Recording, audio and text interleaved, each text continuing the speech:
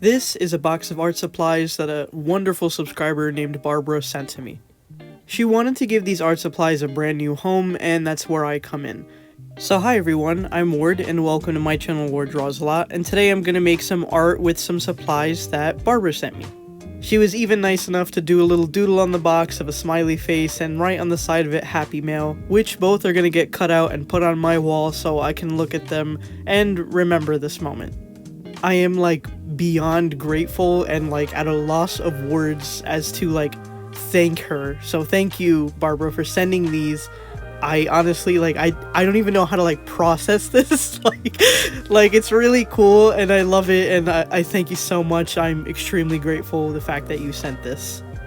Now, that being said, on a very, very serious note, nobody is obligated to send me anything. If you do end up sending me something, please don't spend your money. I'm genuinely begging here, do not do that. Spend it on yourself, treat yourself, get yourself some nice stuff. I'd rather something that is of zero cost.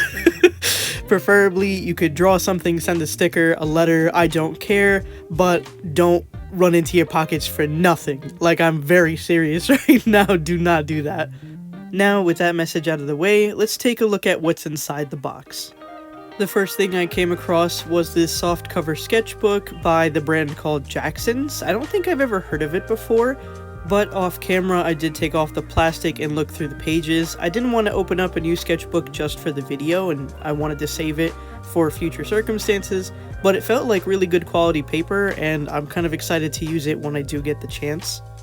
The next thing I pulled out of the box were these Ohuhu wide markers, and I've been seeing them everywhere, and I've always been curious as to how much ink is in the marker and how wide the nibs are, and let me tell you, them nibs is wide as hell, okay? They are big, they're like bricks at the end of the marker. But that's kind of the point of these markers. They are extra wide so they can cover large surface areas, and the only way you could do that is by having a large ass nib. She did send both packs, which one was more of a earth tone, and this one which is more like a, well shit, this is an earth tone too, huh? It's blue. The earth got blue in it too, so it's whatever. But yeah, one more brown and green and the other one more blue. The next thing I pull out of this box is this 10-pack of brush pens from the same brand as the sketchbook, which is called Jackson's. Now, I've never used a brush pen that has the ink inside of it. I've only ever used watercolor brush pens where you put water in and you squeeze and it goes down. So this was a different experience for me. Now, it took me a second to figure out how to activate the pen because, again, I've never used it before. But once I got it, I understood very easily. I just had to untwist it a little bit. But from what it looks like it's going to be a fun tool to use, especially on regular sketchbook paper, not so much marker paper, so I'll have to keep that in mind for when I do use it. The next thing I pulled out of the box was this Kuretake Illustration Set 3. That's what it's specifically called. It comes with 6 different inking tools. They come in a variety of nib sizes, like brush or hard nib. They even have gray and a glitter one, and I've been seeing this everywhere for years, and I've always wanted to try this specifically because everybody talks about the zig. So I want to see what's going on with the zig. Now, within the box was another box, and it turns out that this box has Ohuhu markers inside of it.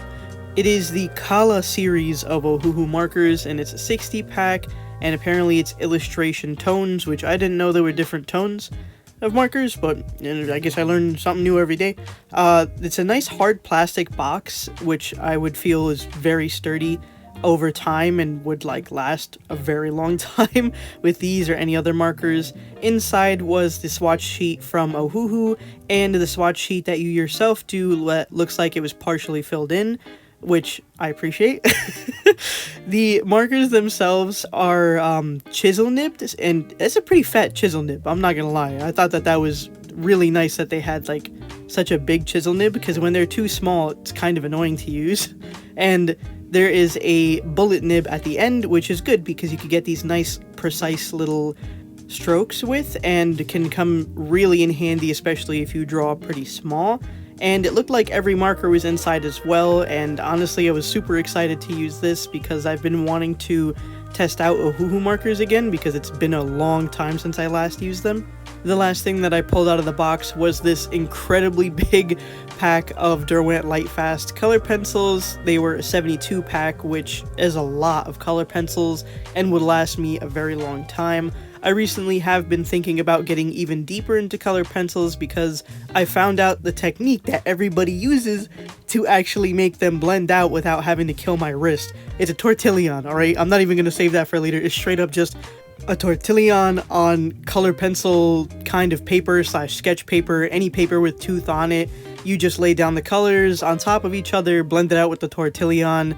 It's significantly easier apparently, and I'm super excited to try that technique out when I get the chance, because I've always wanted to be that color pencil person. Now I got it.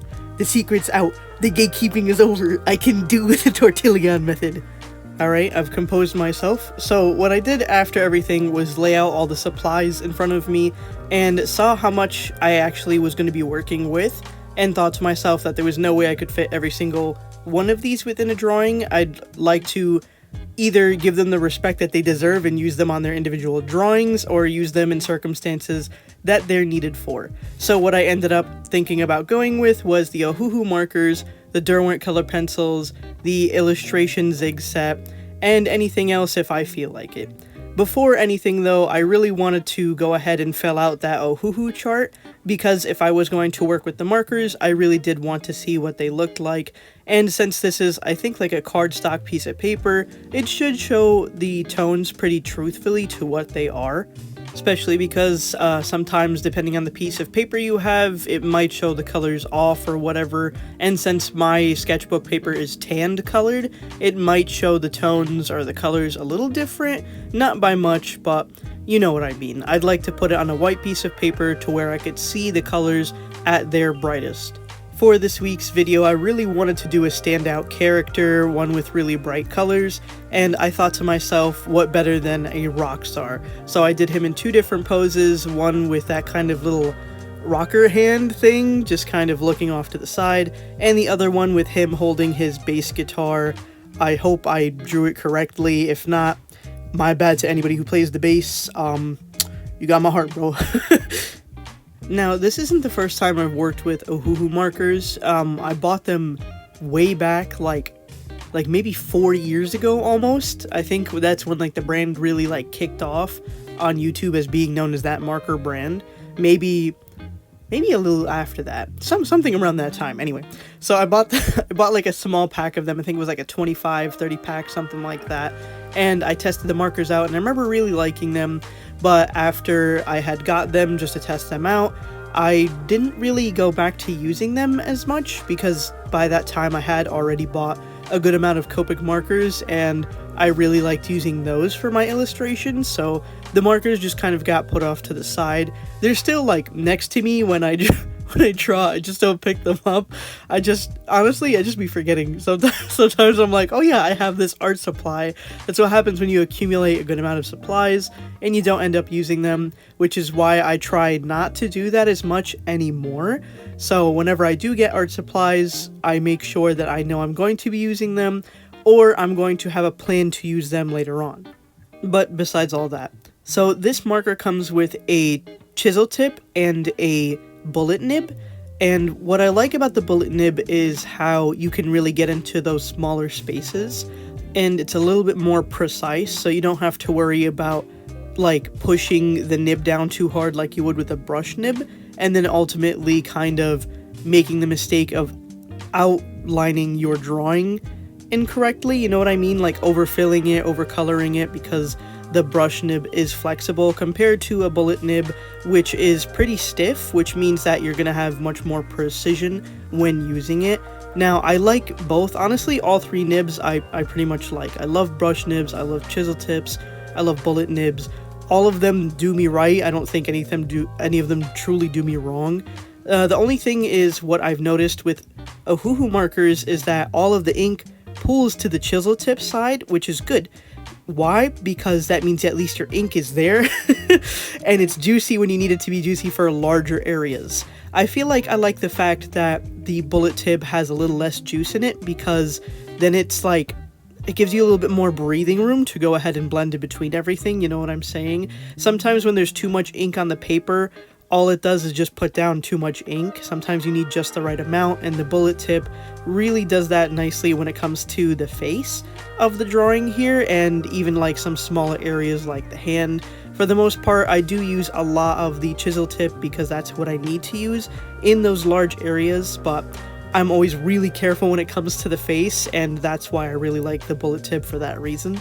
I also really like the ink quality of Ohuhu markers. I do notice that they are brighter than Copics, and I think that makes sense. Why? Because these are more geared towards illustration, right? And illustration usually does have bright colors and are more garish colors compared to softer neutral tones like Copics would have. Like, it's much easier to do realism with Copic markers than it would be for Ohuhu markers because the color saturation is just so different from each other. So these are perfect for artists who do want to do more illustration type drawings like characters, OCs, anime characters, stuff like that. It's much more along the lines of that, and Copic is much more geared towards realism, but on the average, usually people, including me, do characters, so markers like Ohuhu markers are great for this reason.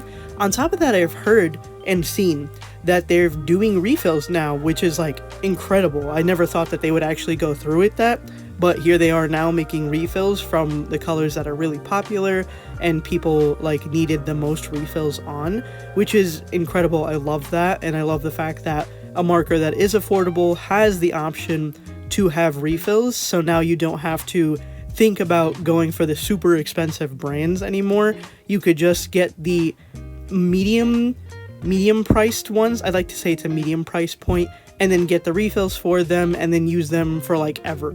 So I think that that's awesome that they started doing that, and it's really accessible, and I can really appreciate that from an artist point of view and from a consumer's point of view. Now, the one thing that I do like doing with those Ohuhu markers that I've had like in an abyss is sometimes when the Copic markers are a little too soft and I want something more vibrant or to pop more, I'll end up pulling out a marker or two from the Ohuhu pack that I would have, and then using that to kind of give additives to the drawing that I've used Copics on. Sometimes it's just nice to give that really nice hard pop of color.